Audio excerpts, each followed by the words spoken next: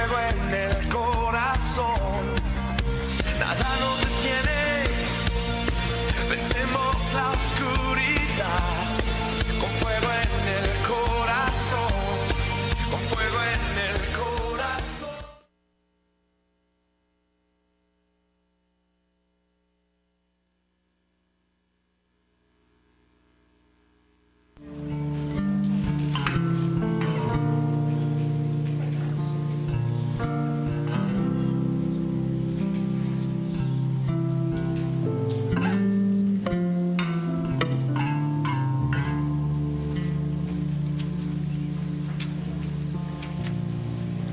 Esta mañana estuvieron los niños entre nosotros y todo esto es parte de el concepto de romper las separaciones que existen dentro de las generaciones en nuestra congregación. En otras palabras, ponemos los diferentes grupos, diferentes departamentos, etcétera, y cada uno se mueve dentro de su propia élite y no hay muchas veces cruces, y por esa razón con frecuencia ni siquiera conocemos quiénes son los jóvenes, los niños, etcétera. Y así hemos pensado que vamos a ver si rompemos con esas paredes de división, de separación dentro de la iglesia.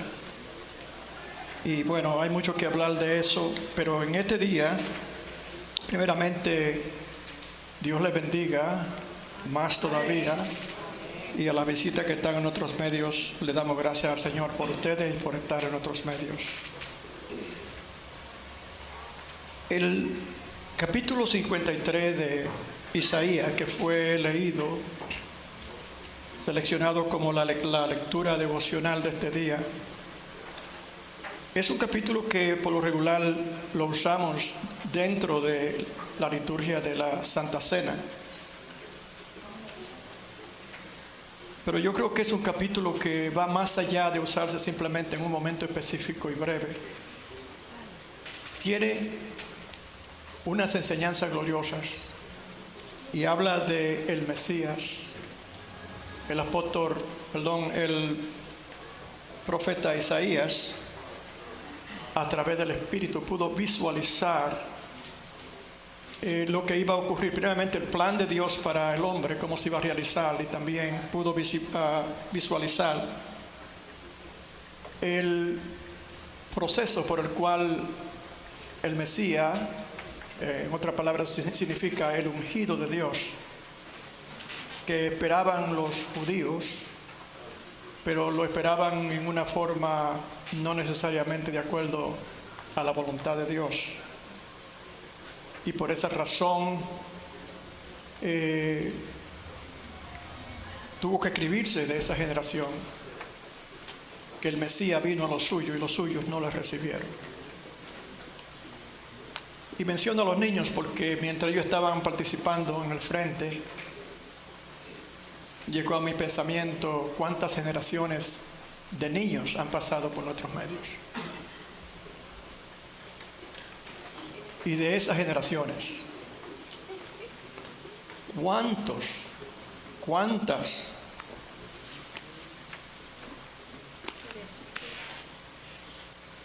¿cuántos de ellos han creído?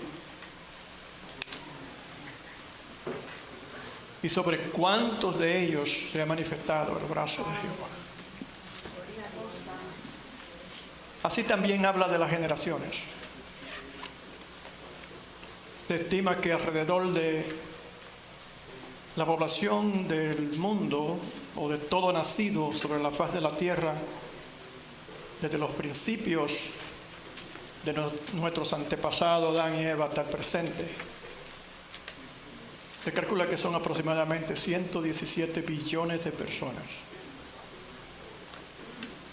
Y en un momento dado de la historia de la relación de Dios con la humanidad, un plan que ya Dios había revelado, y esto ocurre, ¿verdad?, dentro de los profetas mayores. Ya Israel había sido formada e inclusive había sido hecho cautiva y luego redimida por Dios nuevamente. En otras palabras, dentro de la primera declaración que hizo Dios en Génesis 3:15, cuando Él sentenció a la serpiente, Satanás disfrazado de serpiente, y le dijo: pondré enemistad entre ti y la mujer, entre tu simiente y la simiente de ella. Tú le herirás a la simiente de la mujer, lo herirás en la cabeza, ella te herirá a ti en la cabeza y tú lo herirás en el calcañar. Ahí empezó el plan de Dios revelado en una sola declaración, donde por primera vez se entiende que Dios ha tenido un plan de redimir la humanidad de la caída, que iba a ser un proceso dentro de lo que es el concepto del tiempo del hombre, mucho tiempo dentro de lo que es el concepto de Dios. Eso sucedió como ayer. Y en ese momento, este mismo profeta que en un momento se presentó delante del Señor en una revelación, y él escuchó cosas ahí, ¿verdad? Como dice la palabra, que oídos humanos no habían escuchado, ni ojos humanos habían visto. Se hablaba ahí de la redención del mundo. Y se hablaba dentro de la unidad del Padre, Hijo y Espíritu Santo presente, y se hace la pregunta: entonces, ¿a quién enviaremos? En un momento dado, cuando los planes de Dios aparentemente habían sido grandemente estorbados por la persistente rebeldía de Israel, que fue el vehículo a través del cual el pueblo original, a través del cual Dios había encendido esa antorcha de alumbramiento a la humanidad. Eso se había estorbado, y eso sería un mensaje diferente. Dentro de esa situación, de esa generación rebelde, Dios hace la pregunta: ¿quién ha creído a nuestro anuncio y sobre quién se ha manifestado el brazo de Jehová? Ezequiel tuvo también la visión aquella de los huesos secos. Y el Señor le preguntó a Ezequiel: ¿vivirán estos huesos secos? Huesos secos, dice, grandemente secos. ¿Vivirán estos huesos secos? Ezequiel le respondió sabiamente y humildemente al Señor: Señor, tú lo sabes. Si nosotros hacemos una pregunta hoy similar, que es para nosotros hoy también esta pregunta: ¿quiénes han creído a nuestro anuncio y sobre quién se ha manifestado el brazo de Jehová? Estamos hablando de alrededor de 117 billones de personas que han estado caminando sobre la faz de la tierra desde eso entonces, desde que el plan de redención se hizo evidente y Dios lo puso en marcha, desde Génesis 3:15 en adelante. Lo único, si esta pregunta es para nosotros, que podríamos decir es como Ezequiel: Señor, tú lo sabes. Porque es Dios en quien conoce realmente quién es salvo y quién no es. Muchos creyentes y seres humanos se dan a la tarea de tratar de determinar quién es salvo y quién no es salvo. Y contestando a esa declaración, recordamos que si el mundo de ese entonces, cuando Jesús murió en la cruz del Calvario, hubiese prestado atención a su alrededor, bueno, verdaderamente se sintieron sorprendidos. ¿Quiénes? Los creyentes, los rabinos, los que creían en ese entonces, la supuesta iglesia de Jesucristo en ese entonces, que era, ¿verdad?, el templo o la sinagoga. Y precisamente por esa razón fue que ellos inclusive confirmaron en sus corazones que habían hecho lo correcto en haberlo crucificado. Porque Él le dijo a un hombre pecador en la cruz del Calvario: de cierto te digo que hoy estará conmigo en el paraíso. Esas dos personas ya lo tenían concluido los judíos, que eran pecadores y malos juntamente con Jesús, y por eso era que eran crucificados los tres juntos. Pero de repente vemos cómo la determinación de quién es que da vida eterna es el que puede juzgar quién es salvo en este mismo momento y quién no lo es. Porque muchos son los llamados, pero pocos los escogidos. Pero, ¿cómo sabemos? El hecho de que nosotros nos esforzamos a hacer ciertas cosas, como venir a la iglesia, etcétera, declara que yo soy salvo. Eso nada más lo sabe el Señor. Y tiene que ver con lo que vamos a hablar ahora. ¿Quién ha creído a nuestro anuncio y sobre quién se ha manifestado el brazo de Jehová? El apóstol Pablo, bajo la inspiración del Espíritu Santo, trae una respuesta a eso. Y en el capítulo 10, empezando con los versículos 8 y 9, dice él: mas ¿qué dice? Cerca de ti está la palabra, en tu boca y en tu corazón. Esta es la palabra que predicamos, que si confesare con tu boca, que Jesús es el Señor, y creyeres en tu corazón que Dios le levantó de los muertos, serás salvo. Porque con el corazón se cree para justicia, pero con la boca se confiesa para salvación. Esto nos da a nosotros una clave de que los creyentes en Cristo que han hecho esto tienen una gran posibilidad de que son salvos. Pues la Escritura dice: todo aquel que en Él creyere no será avergonzado. Lo que quiere decir que esto habla de fe. Y cuando el Señor hace la pregunta a través de Isaías: ¿quién ha creído en nuestro anuncio?, está también hablando de una responsabilidad que tienen aquellos que han sido encomendados contra Él el mensaje de las buenas nuevas. Traer el mensaje de salvación al mundo. ¿Por qué razón? Esto es importante. En otra palabra, esta pregunta no puede contestarse sin primeramente nosotros entender que nosotros tenemos que responder a esto. Unos más que otros. Porque yo diría que una persona que se da al trabajo de evangelismo, que es un evangelista, pastores que pastorean, etcétera, se le hace un poco más difícil que a otro poder determinar qué números de personas ellos han alcanzado para Cristo, han entregado su vida al Señor, han confesado con su boca lo que dice aquí en Romanos 10. Pero a cada uno de nosotros nos toca responder esta pregunta también.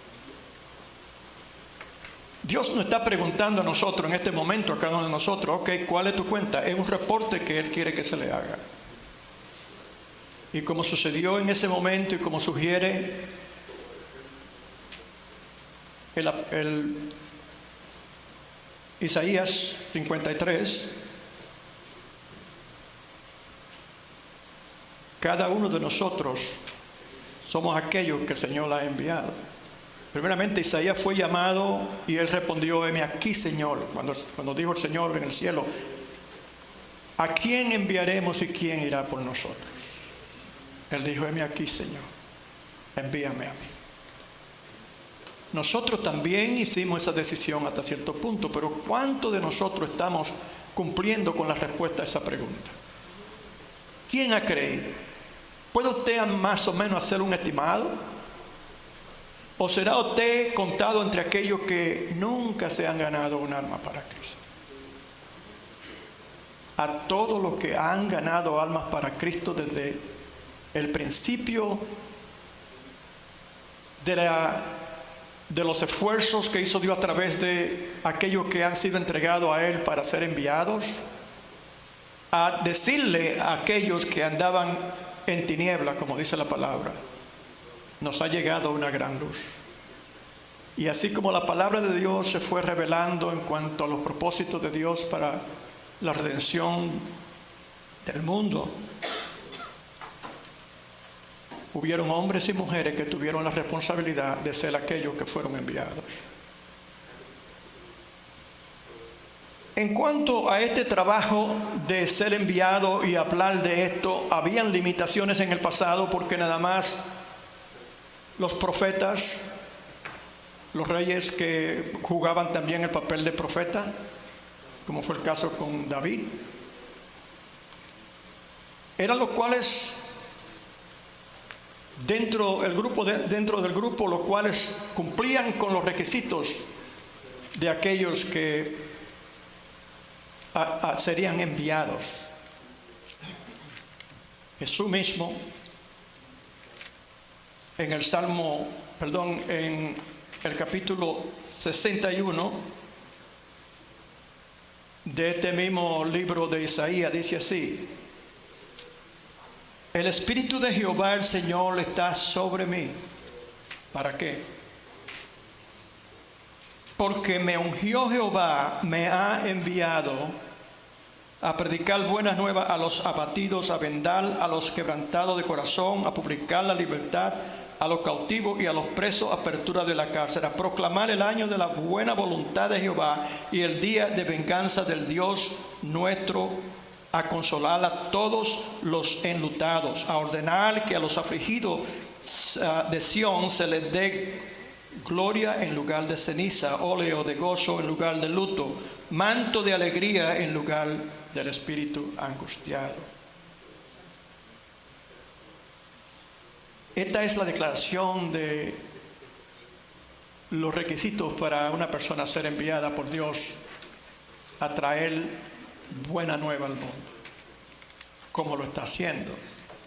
Jesús, que fue el primero dentro de lo que es el Nuevo Testamento, de declarar claramente cuáles eran las responsabilidades, qué era lo que estaba en juego, como se lee en esta palabra.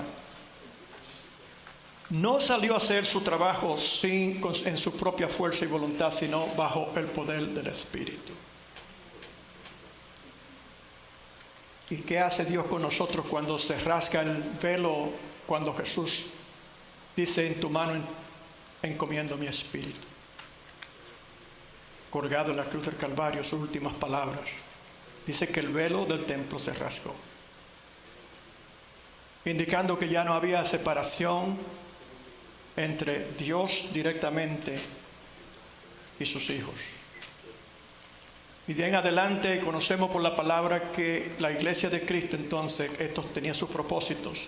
Esa separación era con el propósito de nosotros entender que de acuerdo a lo designado por Dios, empezaba una nueva etapa en la relación de Dios con el mundo. Y así también una nueva etapa de cómo ahora expandiría Dios el grupo de personas enviadas que podían contar con la llenura del Espíritu Santo, que era un requisito para reyes, para profetas del pasado, poder hacer su labor. Jesús lo entendía. Y por esta razón entendemos también que Jesús jugó un papel de profeta. Lo que quiero decir con esto, hermano, es que si se hace la pregunta, ¿cómo responde usted a Dios con esa pregunta? Y usted dice: bueno, pero es que yo en realidad no estoy responsabilizado por ganar almas. Esos son personas que están dentro de los ministerios de pastorado, evangelismo, etcétera, etcétera. Si esa vaya a ser la respuesta de algunos, no creo que será muy aceptable delante de Dios. En otra palabra,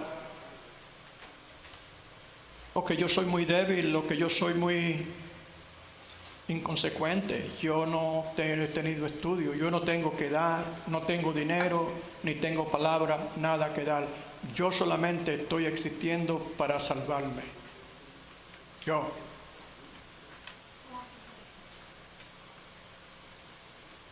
¿Quién ha creído? La primera barrera no es falta de información, sino falta de fe. El corazón resiste a creer el reporte de Dios. Y este es uno de los puntos más sobresalientes que el profeta Isaías, cuando miraba hacia el futuro de lo que había de ocurrir, él estaba mirando en cuanto a Jesús, exactamente lo que a él le ocurrió. Continúa leyendo en Romanos capítulo 10. Dice, porque no hay diferencia entre judío y griego, pues el mismo es Señor de todo, es rico para con todo lo que le invoca. Fíjense que dice aquí cuando dice que si confesare con tu boca, no está diciendo, no está hablando a un grupo específico de personas, está hablando a todo el mundo, porque dentro de la nueva época de la salvación, ¿verdad? La temporada de la gracia, todos fueron aceptados, aún los que no estaban, lo que cuando se le quitó la antorcha de la verdad a Israel, pasó a la iglesia, y la iglesia ha continuado. Ahora la iglesia que somos nosotros, somos los que somos llamados a traer esta verdad al mundo. Porque no hay diferencia entre judío y griego, ya se quitó la diferencia. Esa fue una de las razones por la cual el pueblo de Israel perdió gracias de dirección de Dios en cuanto a sus propósitos. Porque ellos se hicieron muy internos en cuanto al asunto de la salvación y creyeron que solamente los judíos eran salvos. Dios tenía otros planes. Porque no hay diferencia. Porque todo, dice, ¿verdad? Que diga todo, hermano, diga todos. Todo aquel que invocar el nombre del Señor será salvo. Qué fácil. Entonces podemos decir que, contestando esa pregunta, diríamos, muchos han sido salvos. ¿Cuáles son los otros parámetros? Y siguen siendo salvos. ¿Cuáles son los otros parámetros? Bueno, hay muchas personas que son salvas, pero la palabra nos dice que ancho es el camino que lleva a la perdición y estrecho el que lleva a la vida eterna. Y muchos son, pocos son los que andan por él. Entonces aquí es que trae respuesta el apóstol Pablo sobre la pregunta que se hace en Isaías. Ok, dice que todo aquel que invocare el nombre. Pero ¿cómo pues invocarán a aquel en cual no han creído? En otras palabras, si tú quieres que yo crea en algo, tú tienes que primeramente convencerme de que en realidad eso es bueno para mí. Y aquí es que está la segunda pregunta. ¿Cómo creerán aquel de quien no han oído? Otra palabra, yo tengo que oír. Si yo no he podido creerlo, aunque tú me estés tratando de convencer, yo tengo primeramente que recibir palabra para entender explicaciones. ¿Por qué yo debo de creer en eso? ¿Y cómo creerán aquel en quien no han oído? Está respondiendo el apóstol Pablo a la pregunta, ¿cuántos han creído? ¿Y cómo oirán sin haber quien les predique? Y aquí llega a nosotros, a nuestra puerta. ¿Y cómo predicarán si no fueran enviados? No creo que sea por falta de ser enviado, porque continuamos hablando continuamente a todos los que han creído, que tienen ahora que compartir esa palabra para que así como por otros nosotros fuimos alcanzados, sean ellos también. Puedes tú entonces, entendiendo que esta ha sido una responsabilidad tuya desde el momento que te entregaste al Señor, y así como tú lo hiciste con tu boca, tú confesaste tus pecados y reconociste al Señor Jesús. ¿Cuántas almas tú puedes decir que están en tu lista, que han sido salvas porque tú le predicaste? ¿Qué esfuerzo estás haciendo tú para poder responderle a Dios positivamente? Y esto va a ocurrir. Porque dice la palabra que vendrán en los tiempos finales, en los días del juicio, algunos como el hombre en la boda del rey, se colarán y les pregunta qué has hecho a ellos, y ellos responden: nosotros en tu nombre sanábamos a los enfermos, nosotros hablábamos lengua, nosotros predicábamos. Y el Señor lo mira y le dice: alejaos de mí, hacedores de iniquidad, no os conozco, al fuego eterno. Allí será el lloro y el crujir de dientes. ¿Qué quiere decir? Que esta pregunta en realidad provoca una reflexión profunda y tiene mucha seriedad para el creyente, especialmente para nosotros que vivimos dentro de un ambiente que demanda tanto de nosotros, para no prestarle atención a estas cosas. Y sin embargo es tan importante.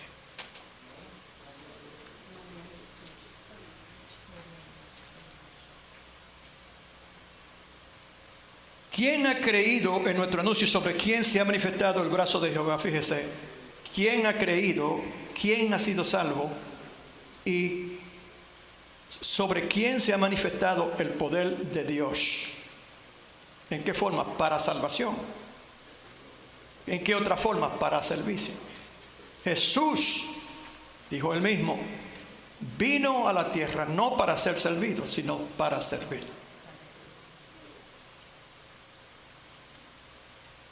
Si no creyeron por haber concluido que todo lo creado no pudo haber sido creado de la nada y por su cuenta, todo ese orden y belleza que existe en el universo.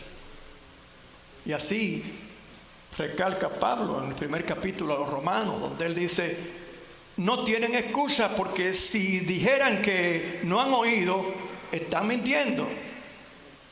Porque como mínimo ven que todo lo que está creado fue creado por alguien. No puede haber sido creada esas cosas creadas por sí mismo. Todas estas cosas lógicas que vemos y hermosas. Dice que aún la naturaleza testifica de que Dios es real. Y por eso no habrán excusas.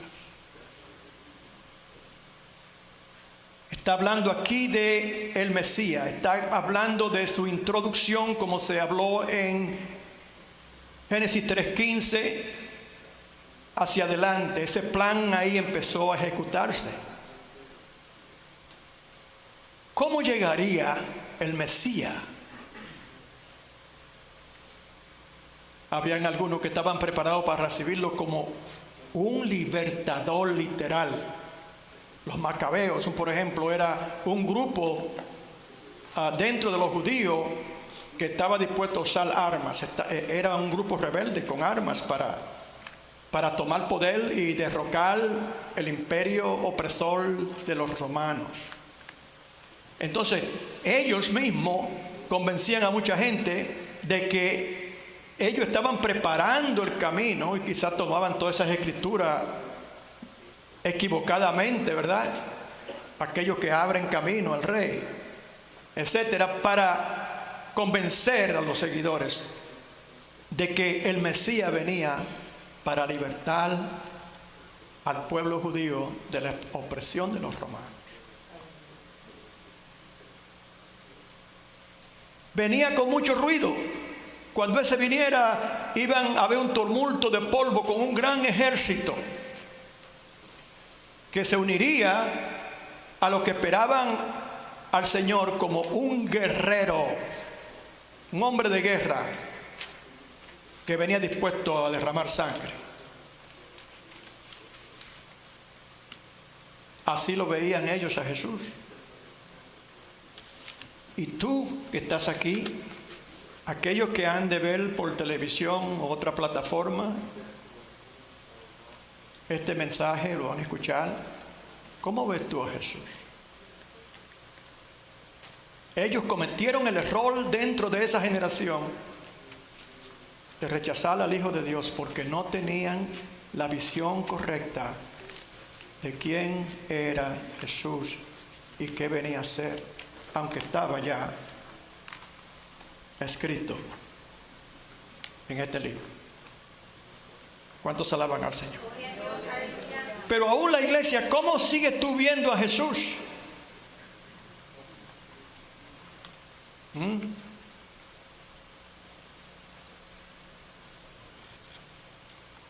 ¿Lo sigues viendo tú simplemente por las cosas que Él puede hacer, porque Él es fuerte, etcétera?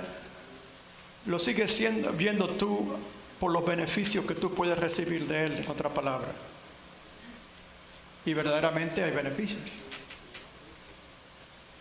Pero cuando me refiero a beneficios de Él, son el tipo de pensamiento y personas que buscan mejorar su vida sin considerar realmente el costo de servir a Cristo. A eso me refiero. Y precisamente esa fue la generación que recibió a Jesús. No había entendimiento ni conocimiento correcto.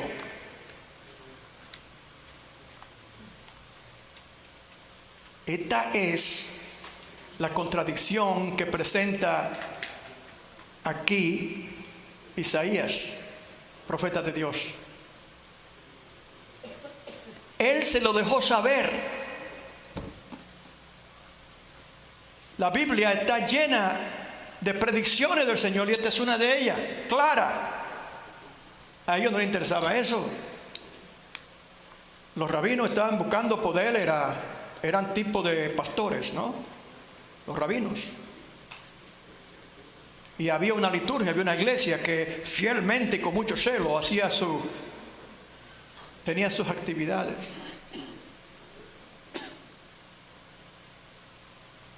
Ese tipo de pensamiento en donde la opulencia, ¿verdad?, las riquezas, el poder, eran las cosas que se le daba valor,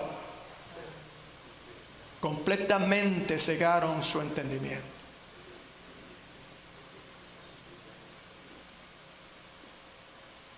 Y ellos mismos eran los que esperaban a un Mesías, literalmente, que iba a redimirlo. Los mismos creyentes, los rabinos y los que lo seguían, también esperaban así a Jesús.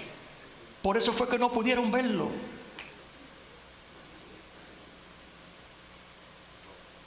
Hubieron ocasiones cuando el Señor sanó a algunos que hablaron a esa realidad. Por ejemplo, el hombre ciego que fue sanado.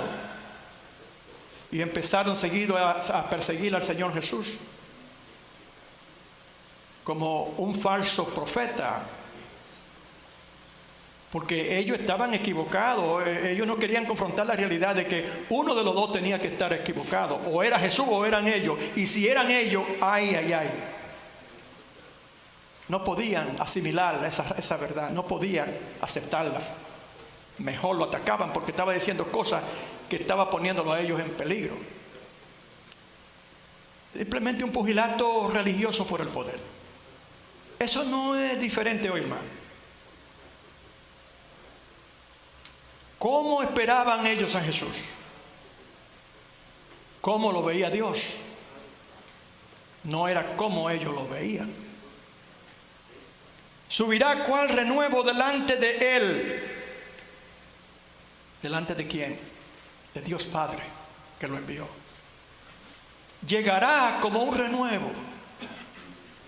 Un renuevo es una mata sensible que empieza a levantarse de la tierra, muy delicada, que fácilmente se puede tropear y secar si no tiene las condiciones correctas. Jesús, como un renuevo, no vino a ministrar dentro de las condiciones correctas. Subirá cual renuevo delante de él, en otra palabra, silencioso y sin mucha bulla, contrario a lo que esperaba esa población de esos tiempos en cuanto al Mesías, que era uno que vendría como rey de Israel a tomar control y derrotar a sus enemigos, literalmente hablando, derrotar a los ejércitos romanos. ¿Cuántos alaban al Señor? Gloria a Dios. Gloria a Dios. Pero no, la idea del Señor era enviar a un ser humilde, que mira cómo lo presenta Isaías, como un renuevo delante de él. Frágil, ¿verdad? Como un bebé, dependiente en su madre.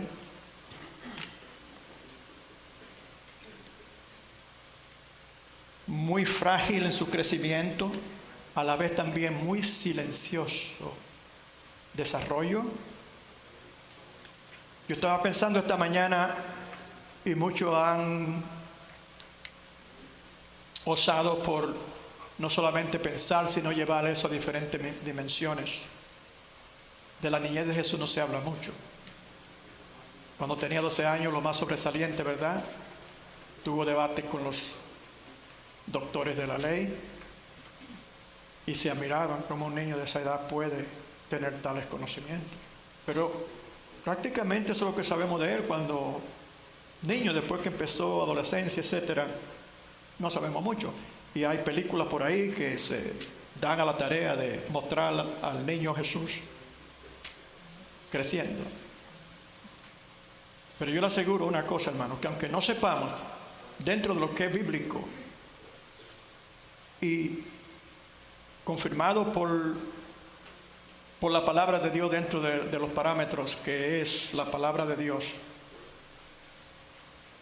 podemos entender que Jesús fue, como dice aquí el profeta más luego, fue menospreciado desde su niñez.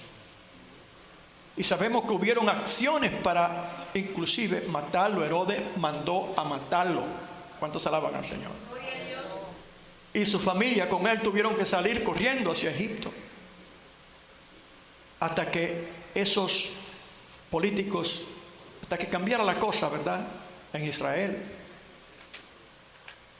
Yo me pienso que cuando niño, también cuando estaba jugando con los otros niños, quizás lo veían como un muchacho raro. Quizás él hacía cosas que a ellos les llamaban la atención y los rechazaban. Eso no ha cambiado. En realidad sabemos que es así, porque el mundo mira con una forma, Dios mira con otra. Y nosotros de igual forma somos menospreciados. No nos estiman. ¿Por qué razón? Porque la vida de un creyente, de acuerdo a la palabra de Dios, es una vida que confronta, es diferente a la vida del mundo. El Señor lo dijo, que en el mundo tendréis aflicción, mas confiad, yo he vencido al mundo. Pero también nos recuerda que Él vino a la tierra para pasar por un proceso que tenía como elemento principal el sufrimiento. ¿Cuántos alaban al Señor? Subirá con renuevo delante de Él, tierno, sencillo, vulnerable, dependiente de los elementos que le ayudan a crecer a una planta: agua, sol, minerales, cuidado de los que cuidan las hortalizas, etcétera. Subirá con renuevo delante de él, y como raíz de tierra seca no hay parecer en él. ¿Cómo se iban a interesar esa gente de un ser que llega en esa categoría? Aunque ellos no estaban interesados ni siquiera en conocer que eso estaba sucediendo. Cuando se levanta la planta, ¿verdad? Es como dice un refrán en inglés: cuando un árbol cae en el bosque, hace ruido. Jesús no hizo ruido. Él se levantó como tierna planta. ¿Cuántos alaban al Señor? Mientras los macabeos y todos aquellos religiosos estaban esperando a ese rey que estaba acercando, que veían señales, etc., ya lo tenían en sus medios, pero no podían reconocerlo. Lo buscaban, pero en lugares equivocados, tales como sucedió en su resurrección, que salió el ángel y le dijo: ¿qué hacen aquí? Buscando al que vive entre los muertos. ¿Cuántos alaban al Señor? Y como raíz de tierra seca, el terreno en el cual espiritual, en el cual entró el Salvador del mundo, era un terreno de tierra seca. No había el agua que él mismo más luego le diría a la mujer samaritana, que el que tomaba de esa agua no tendría sed jamás. No había sustento, era tierra seca de terreno seco, árido. Era un terreno que tenía que trabajarse para poderlo hacer producir. Y como esa agua en el sentido espiritual, Él era el que venía a traer torrentes de agua para vida eterna. No hay parecer en Él.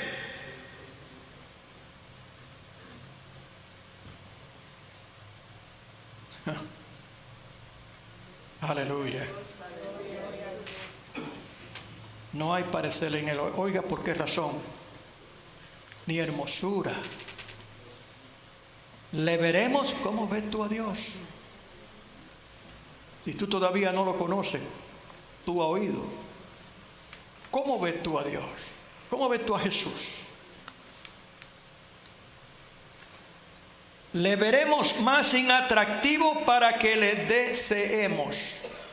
Aquí está dando el profeta clave de qué equivocada estaba esa generación. Venía, esperaba un rey cabalgando en caballo, bien preparado, con un gran ejército, todo armado hasta los dientes, a arreglar la situación de Israel. Más nada, ellos no estaban pensando en salvación de nadie. Y por eso fue que Dios los removió a ellos de esa responsabilidad. Ellos esperaban un ser de guerra, una persona de guerra, una persona preparada, un hombre, ¿verdad?, fuerte, bien vestido, atractivo, ¿verdad?, con cierto magnetismo para poder ser un rey, cierta apariencia y magnetismo. Y sin embargo, lo que aparece es una planta tierna y sensible, que nadie ni siquiera se imagina que está creciendo.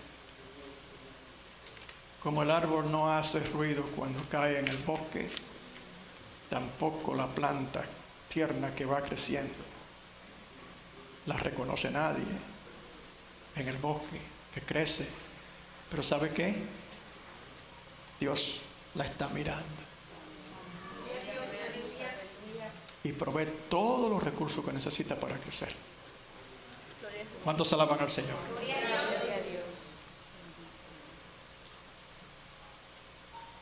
Hoy día eso no ha cambiado. Los ministerios y la gente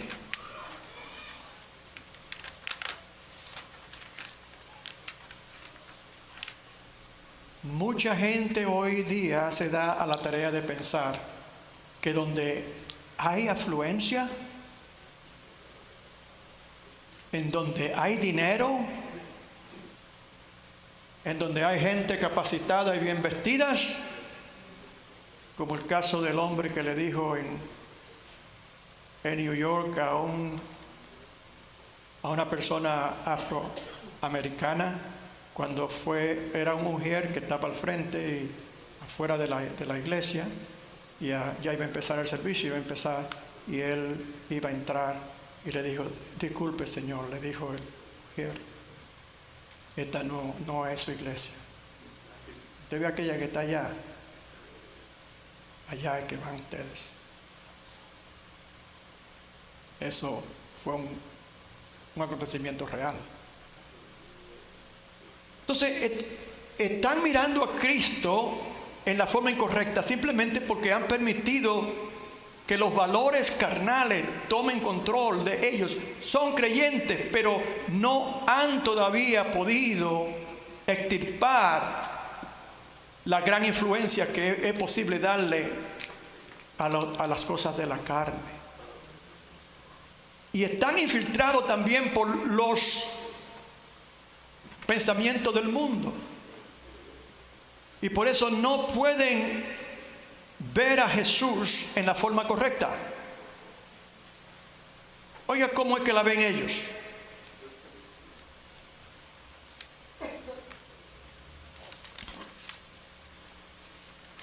Le dice el Señor a la iglesia Laodicea: pero por cuanto eres tibio y no frío ni caliente, te vomitaré de mi boca. Esas son gente que se van con la ola, que están siempre así, ¿verdad? Estoy hablando de grupos de personas, estoy hablando de congregaciones, hermano.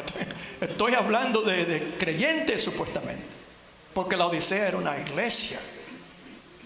No es un ataque a la iglesia, es una verdad que nosotros debemos de tener cuidado en no caer en ese error y evitar.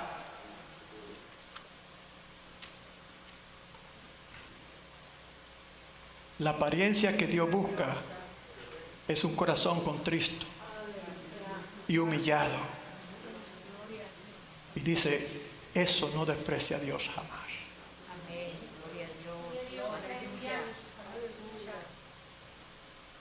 Porque tú dices, yo soy rico.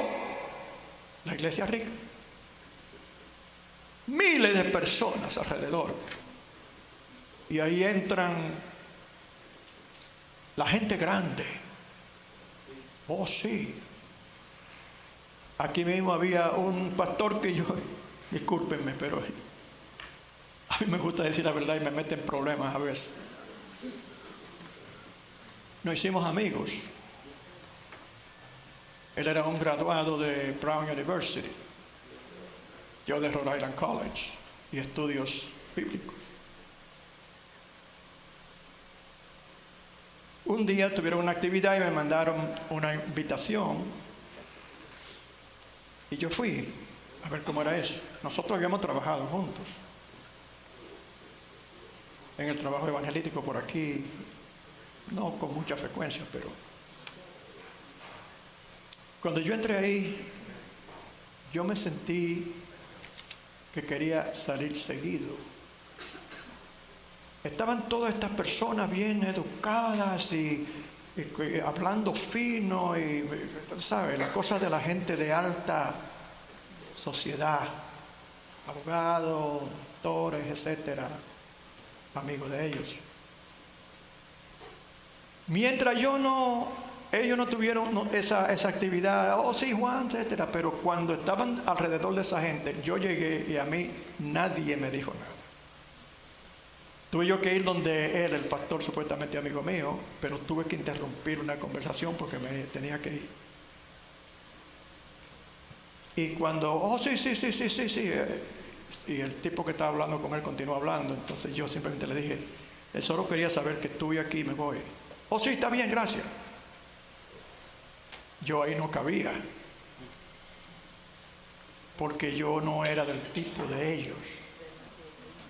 ¿Cuántos alaban al Señor?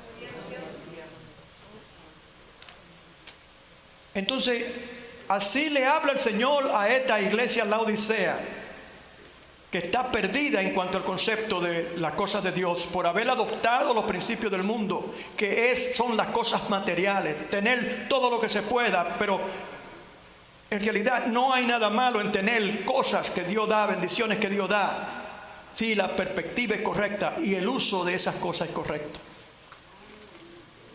Si es para usted empoderarse más, como dicen en inglés, more power to you. Si es para usted empoderarse y verse más grande que otro y hacerle ver a otro que usted es mejor, etcétera, por lo que usted tiene, etcétera, entonces son riquezas que no van a dar ningún tipo de resultado positivo en cuanto a la cosa más importante que un hombre y una mujer debe de desear. Y aquí le dice el Señor, pero porque tú dices yo soy rico y me he enriquecido y de ninguna cosa tengo necesidad, y no sabes que tú eres un desventurado, miserable, pobre, ciego y desnudo. Por tanto, yo te aconsejo que de mí compres oro refinado en fuego. Oro refinado en fuego. Ese era el oro de Jesús. Refinado en fuego. ¿Qué quiere decir?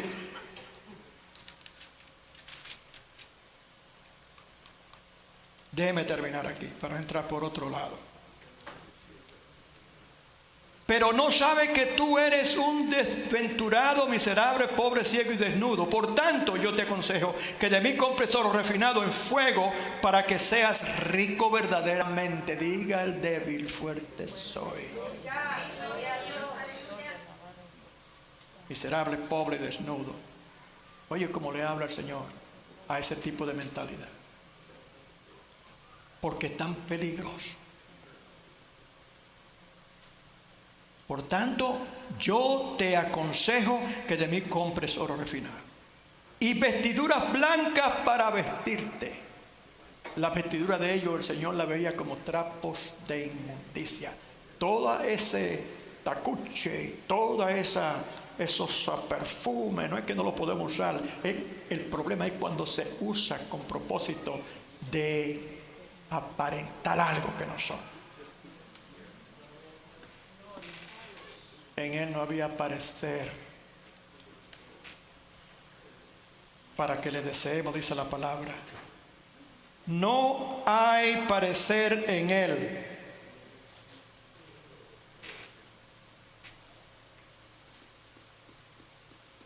Subirá corriendo delante de Él, y como raíz de la tierra seca, no hay parecer en Él, ni hermosura le veremos más inatractivo para que le deseemos. Sin fe es imposible agradar a Dios.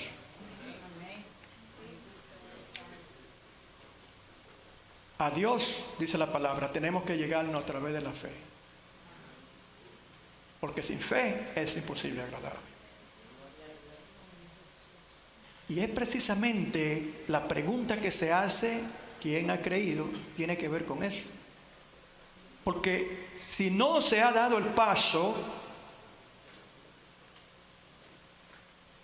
de creer en la forma correcta, de acuerdo a lo que Dios espera de nosotros, que estamos hablando, entonces es una fe vana y a la vez también, en realidad, ahí no hay ninguna prosperidad espiritual. Sin atractivo para que le deseemos, como una raíz tierna que crece en un terreno seco. Y como el terreno era seco, entonces la planta creció sin mucho atractivo, silenciosamente, humildemente y sin mucho atractivo. Pero ¿para qué? Para que le deseemos. ¿De quién está hablando? Está hablando del que cree. ¿Cuántos alaban al Señor? El que cree mira a Jesús de una forma diferente. No mira la apariencia, o en cuanto a nosotros, no miramos la apariencia de nadie porque sea bonito o sea bonita. Y hay muchos que están siempre esforzándose para tratar de verse mejor. Es bueno ser limpio y vestirse bien, claro. No me refiero a eso. Son personas que se dan a la tarea de querer sobresalir con una apariencia de fuerza económica, una apariencia de poder, etcétera. Están mirando a Jesús de la forma equivocada. ¿Cuántos alaban al Señor?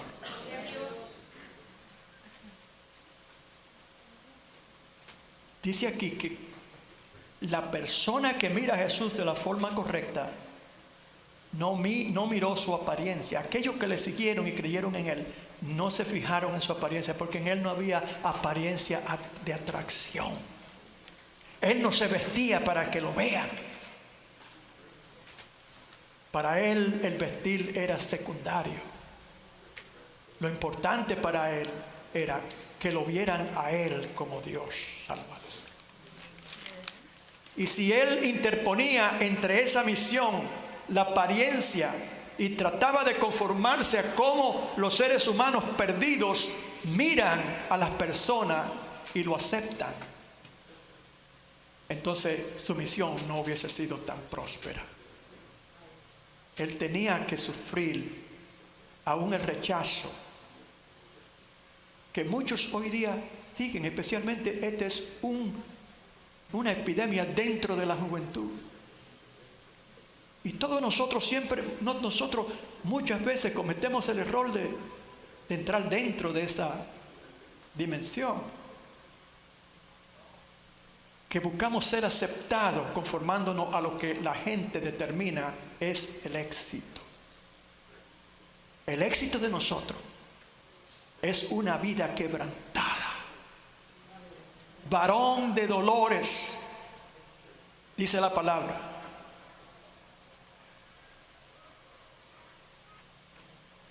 Más inatractivo, despreciado y desechado entre los hombres. Él no era el que tenía el magnetismo cuando llegaba a los lugares. No era en la escuela para los jóvenes el joven que viene de opulencia, de poder económico, etcétera, y habilidades genéticas de sabiduría, entendimiento, inteligencia sobresaliente, que sacas todas las notas mejores y todo el mundo lo conoce, todos los otros estudiantes, y se convierte como un magnate atractivo para ellos. Y allá, joven, estás tú, así como Jesús. Nadie se fija en ti. Nadie ve atractivo suficiente para creer que vale la pena acercarse a ti, todo lo contrario. Te rechazan y hablan de ti y no quieren estar donde tú estás porque tu presencia cerca de ellos rebaja su popularidad.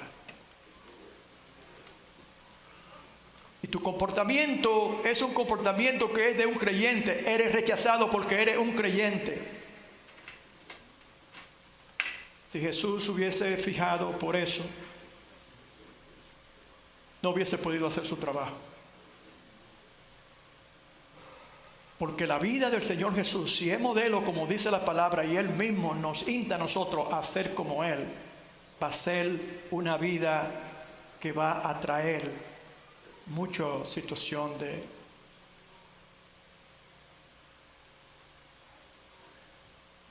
subirá cual renuevo delante de Él y como raíz de la tierra seca. Tú sabes, tú no estás creciendo espiritualmente dentro de un ambiente natural regular. Tú estás creciendo dentro de un ambiente que es espiritual. Despreciado y desechado entre los hombres. Dice la Biblia que a los suyos vino y los suyos no le recibieron. O sea, cuando a ti no te aceptan y no te dentro de ciertos grupos, etcétera, sea tú varón o hembra, joven o lo que sea, entiende que tú vas a ser desafiado a tratar de cambiar tu posición en Cristo.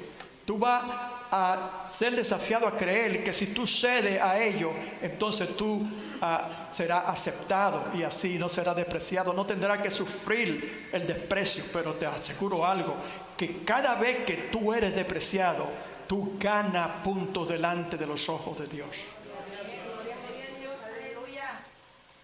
Y si tú no habías entendido el asunto del sufrimiento, vamos a ver si llegamos a eso aquí rápidamente. Me gustaría terminar con eso.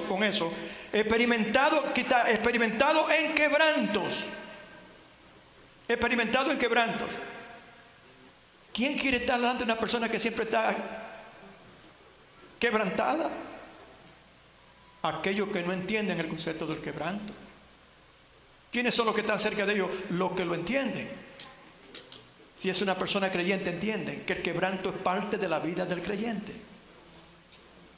Y que tenemos que sufrir en este proceso hacia la santidad. Aprended de mí, dijo el Señor, que soy manso y humilde, y hallaréis descanso para vuestras almas. ¿Cuál es el descanso? Cuando tú buscas las cosas del mundo y rechazas la humildad, y tú entonces mejor la suplantas con las cosas del mundo, tú vas a encontrar que nunca vas a terminar de querer y desear cosas que no te convienen.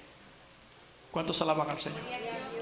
Sin embargo, cuando tú reconoces que como Cristo tú tienes también que perseverar, aunque sea en las enfermedades, en los quebrantos, en los desprecios, ¿verdad? Crecer dentro de tierra seca, en otras palabras, alrededor de gente que son contrarias a los propósitos de Dios. Tierra seca. Por eso dice el Señor que cambiaré vuestros corazones de piedra con corazón nuevo de carne. Ese corazón de carne es el que entiende las cosas de Dios.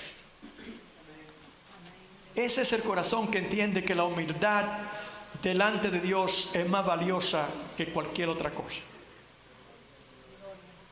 Y que a ellos no les importa impresionar a nadie. Si son bonitos o no lo son, eso no importa.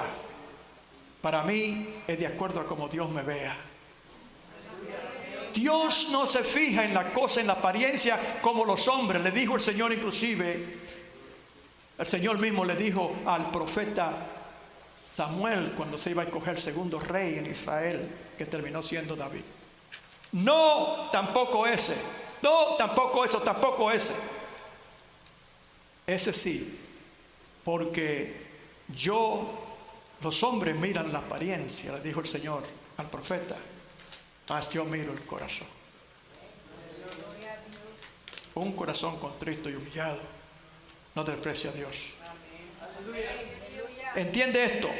Cuando tú estás pasando por dificultades y adversidades, por hacerte similar a Cristo en su conducta y en sus enseñanzas, eso quiere decir que mientras más quebrantos vienen sobre ti, más te está acercando a Él, porque dice que Él fue experimentado en quebranto. Y si vamos a seguir a Jesús, vamos a seguirlo del punto de vista correcto. No te sientas mal porque tú siempre estás enferma. A mí me dijo un doctor cuando leyó mi vida de salud y dijo: oye, pero la vida tuya ha sido una vida de quebranto. Y yo me pensé seguir en la palabra de Dios. Gracias, Señor. Sí, puede decir alguno, pero ¿cómo tú puedes estar dando gracias, Señor, cuando tú no sales de un quebranto a otro y una problemática? No, es porque mientras más quebrantado estoy, mientras más quebranto vienen a mi vida, más me acerco a aquel que dice la palabra así, experimentado en que